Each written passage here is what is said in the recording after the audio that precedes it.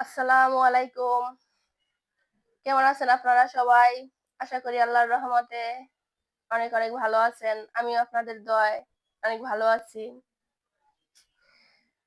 তো আজকে চলে আসলাম ছোট্ট একটা ব্লগ ভিডিও নিয়ে। আজকে আমি বারান্দায় রান্না করব। বারান্দা আমার মাটির চুলা। মাটির চুলাটা আমিই বানাইছি। ওই মাটির চুলায় আজকে রান্না করতেছি। তো সেটাই আপনাদের সাথে শেয়ার করব। আজকে আমার বাসায় গ্যাস নাই।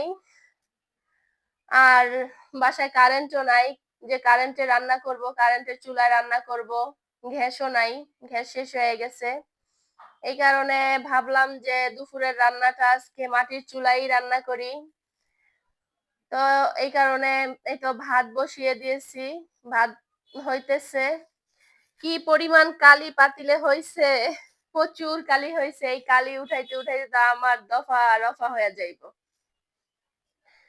তো যাই হোক, আমি রান্না করব সবজি, ৩-৪ রকমের সবজি ডাল দিয়ে রান্না করব আর শাক ভাজবো। কারণ এতটুকু চুলায় বেশি কিছু রান্না করা যাবে না। এই কারণে এই ২ আইটেম রান্না করব।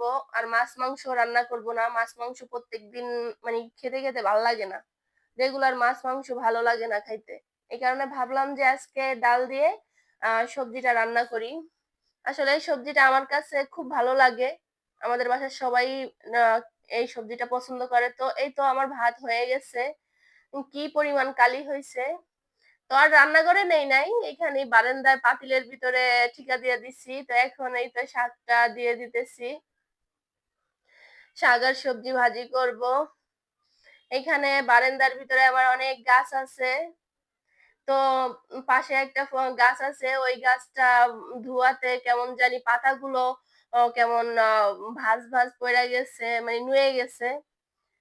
তো যাই হোক, তার পাশে আবার পাখি আছে। পাখিগুলা ধুয়ায় মানে চিল্লাপাল্লা করতেছে। অনেক মানে করতেছে। এখন স্বামীর বলতেছে, "আম্মু তুমি এখানে রান্না করতেছো, আমার তো পাখির অসুস্থ হইয়া যাইব।" এই চুলায় রান্না করতেছি আর স্বামীর সাথে গল্প করতে আছি। ও এখন ওরে বলতেছি, "স্বামীর পাতিলটা রান্নাঘরে নিয়ে যাও।" এখন ও বলতেছে, "না আম্মু, আমি এটা নিতে পারি? এটার ভিতরে অনেক কালি।" এখন উনি স্বামীরে বইসা মানে চুলার দিকে কাগজ আ ছুঁড়া মারতেছে। ও আসলে মাটির চুলায় রান্না করলে ও এরকমই করে স্বামীরে। গ্রামে যখন যাই তখন মাটির চুলায় যখন ওর দাদু কিংবা আমার বাপের বাড়ি আ যেই বাড়িই হোক, ওর দাদু রান্না করতে গেলে ওর দাদুর কাছে বইসা এই চুলার ভিতরে শুধু লাকড়ি দিতেই থাকবো। তো অনেক পছন্দ করে। তো শাক ভাজছি, ভাজার পর এখন বলতেছে, "আম্মু দেখি না একটু মাটির চুলার শাকটা কেমন হইছে, একটু খাইয়া মুখে দিয়া দেখি।" বলতাছে, "আম্মু অনেক টেস্টি হইছে, অনেক মজা হইছে।" আর মাটির চুলার রান্না তো এমনিতেই অনেক মজা হয়। তো শাক ভাজা শেষ, এখন সবজিটা বসিয়ে দিব। এইখানে মানে একবার চুলাটা আম আগুন নিভা যায়। আবার এরকম ভাবে মানে আগুন ধরে, অনেক পরিমাণে আগুন ধরে। ওই তো আমার পাখিগুলা শুধু কিচিরমিচির করতেছে। এই তো আমি সবজিটার আ বসিয়ে দিব এখন। মানে ১ম এই চুলায় রান্না করতেছি তো অনেক পরিমাণে ধোঁয়া, মানে প্রচুর পরিমাণে ধোঁয়া হইছে। আমার চোখ ২ টা পুরা ফুইলা গেছে। চোখ দিয়ে পানি পড়তে তো আমি শেষ। তারপরেও না কেমন জানি খুব ভালো লাগতাছে। আ মাটির চুলায় রান্না করতাছি আর নিজে চুলা বানাইছি, নিজে চুলা বানাইয়া নিজেই রান্না করতেছি। খুব ভালো লাগতাছে। আসলে এখানে রান্না করতে আইসা আমার ছোটবেলার কথা মনে পইড়া গেছে। ছোটবেলায় আমি আ অনেক দুষ্টামি করতাম। আমি ছোট চুলা বানাইতাম, মাটির চুলা বানাইতাম। তারপরে মাটির চুলায় ভাত রান্না করতাম, তরকারি রান্না করতাম। অনেক দুষ্টামি করতাম। অনেক মানে এগুলা নিয়ে অনেক করতাম। আমার এগুলো অনেক শখ। এগুলো আমার করতে ভালো লাগে। তো আজকে রান্না করতে এসে আমার ছোটবেলার কথা মনে পড়ে গেছে। তো এই স্বামীরে বলতেছি, "স্বামীর যাও, অ তুমি এগুলা রান্নাঘরে নিয়ে রাইখা আসো।" ওই যে হলুদ মরিচের ওগুলা। এই তো এই লাকড়িগুলা আমি মানি আ এই যে ওই লাকড়ির দোকান আছে না? ওই দোকানে থেকে আনছি। ওই পুরান ফার্নিচার বানায়। মানে নতুন ফার্নিচার বানায় ওই সমস্ত দোকান থেকে আনছি। ১০০ টাকার লাকড়ি এইখানে। তো আমার ব্লগ ভিডিওটা যাদের কাছে ভালো লাগবে তারা আমার ভিডিওটা অবশ্যই একটা লাইক দিয়ে দিবেন আর চ্যানেলটা সাবস্ক্রাইব করে দিবেন। আর যারা অলরেডি সাবস্ক্রাইব করে দিছেন তাদেরকে অসংখ্য অসংখ্য ধন্যবাদ। আর যারা এখনো সাবস্ক্রাইব করেন নাই তারা প্লিজ আমার চ্যানেলটা সাবস্ক্রাইব করে দিবেন, পাশে থাকা বেল বাটনটা অন করে দিবেন।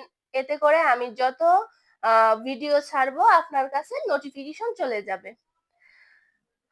তো এই তো সামিরে বলতেছি যাও সামির এগুলা রান্নাঘরে নিয়ে রেখে আসো, কারণ এরকম মাটির চুলায় রান্না করলে সবাই মিলে কাজ করতে হয়, সবাই মিলে কাজ করলে কাজটাও অনেক ভালো হয়, মানে করতেও না খুব ভালো লাগে, আনন্দ আনন্দ লাগে।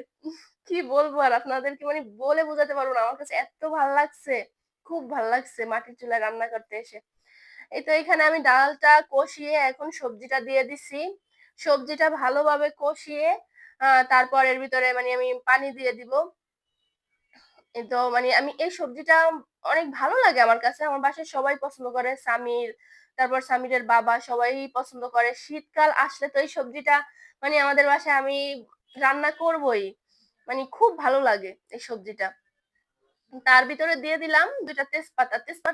তেজপাতাটা দিছি এই কারণে যে একটু ঘ্রাণ আসে, এই কারণে তেজপাতাটা দিয়ে দিছি। তো লবণটা কম হইছে, এই কারণে আবার আরেকটু লবণ দিয়ে দিচ্ছি, কারণ আমার তো লবণ দিতে মনে থাকে না, আমি লবণ দিতে ভুইলা যাই তরকারিতে, যখন নামাবো তখন মনে পড়ে লবণ দেইনি। এই তো এখানে আমার ঘর মানে ঘরের ভিতরে পুরো এলোমেলো, আবির দুষ্টামি করতে আছে। এই তো রান্নাঘরে দেখেন রান্না করি নাই, তারপরেও কি এলোমেলো, এগুলা সব স্বামীর রাইনা মানে এক এক জায়গায় ছড়াইয়া ছিটিয়ে তারপর রাইখা দিছে। ওইখানে রান্না করতে আইসা আবার আমার এখানে সব গুছাতে হবে।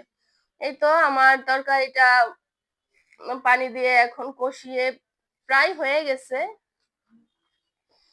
তো এই তো বারবার চুলাটা বন্ধ হয়ে যায়, আবার ভালোভাবে ধরে। এখন আবির বলতেছে আম্মু তুমি কি মাংস রান্না করতেছো, সে তো মাংসর অনেক পাগল। আমি বলতেছি না বাবা, মাংস না। তো আমার ভিডিওটা যাদের কাছে ভালো লাগবে অবশ্যই লাইক সাবস্ক্রাইব করে দিবেন। সবাই ভালো থাকবেন, সুস্থ থাকবেন, আমার জন্য দোয়া করবেন, আর আপনারাও সবাই ভালো থাকবেন। আল্লাহ হাফেজ, আসসালামু আলাইকুম, সবাই ভালো থাকবেন।